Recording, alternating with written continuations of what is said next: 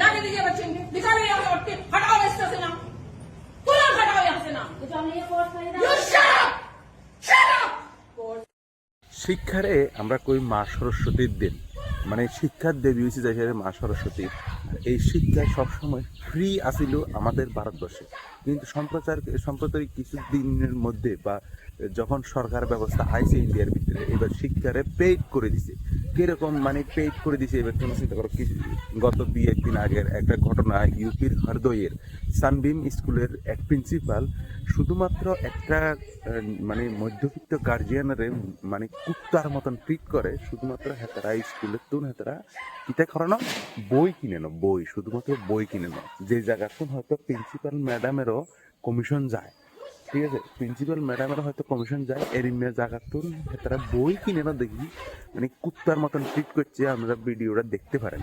তো মানে আজকাল যে শিক্ষা সবসময় ফ্রি আসিল বাচ্চারা ভারতবর্ষের ভিতরে, সেই শিক্ষা আজকাল এতটাই পেইড হয়ে গেছে বই, শিক্ষা স্ট্যাটাস হয়ে গেছে বই এখন এক একটা দিন, যার কারণে যে স্কুলে মানে বাইরের যে কপি, মানে বাইরের যে নোটবুকটা 50 টাকা, সেই নোটবুকটা স্কুলের ভিতরে 400 টাকা। কেমনে 400 টাকা? কারণ 350 টাকা তারা কমিশন খায়। এরপরে দেশের যে নোটবুকটা বাইরে 100 টাকা, সেই নোটবুকটা স্কুলের ভিতরে 500 টাকা, 700 টাকা। মানে স্কুলিংয়ের যেসব এগুলোর ভিতরে বই, নোটবুক, খাতা, বেল্ট, ড্রেস, জুতা, এরপরে ধরো না পেন্সিল, সব কিছু তারা নিজেরা বেশি, মানে হুকুন ব্যবসার বই, শিক্ষারে একটা ব্যবসা বানায় দিচ্ছে, সব কিছু তারা নিজেরা বেশি।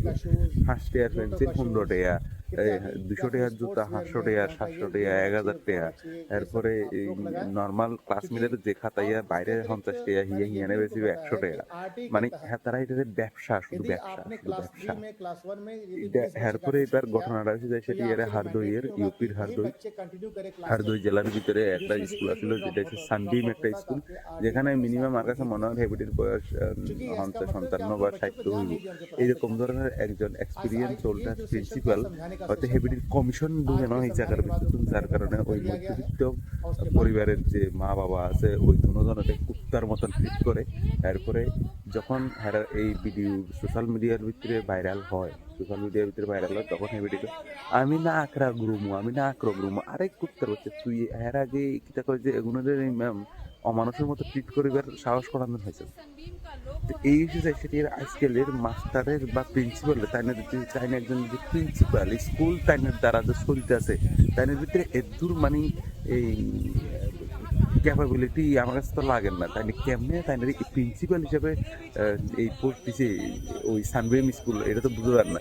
তার মানে বুঝতে পারছে হেবেডি এরকম কত মানুষের লগে দুর্ব্যবহার করছে।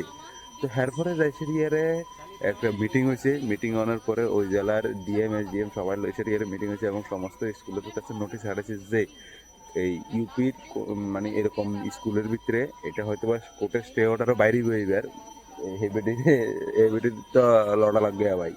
তো এই হেবিটি দেখে যদি শিক্ষার যদি এই দুর্নীতির ব্যবস্থা যদি ঠিক না হয় ইউপির ভিতরে, তাহলে আর কোনোদিন হইতো না।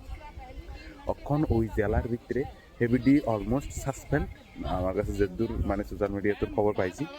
আর কিতা কয় যে অখন প্রেস কনফারেন্সে কয় আমি নাক রোগরুমু, নাক খদ্দুমু, এই করে দুমু, সে করে বহুত রকমের কথা কমু, কারণ আমি শিবে তাকিয়েছে না। আরে কুচ্চা মাছ আপনি বহুত ধরে হিলি লাগছে, অন তো একদম পালা মতো শিবে তাকিয়েছে। তো শিবজন আটকিয়েছে, তখন অন হেভিডি এইসব ধরনের কথাবার্তা যাই হোক, কখন তো আর হেভিডিরে সারা হইতো না।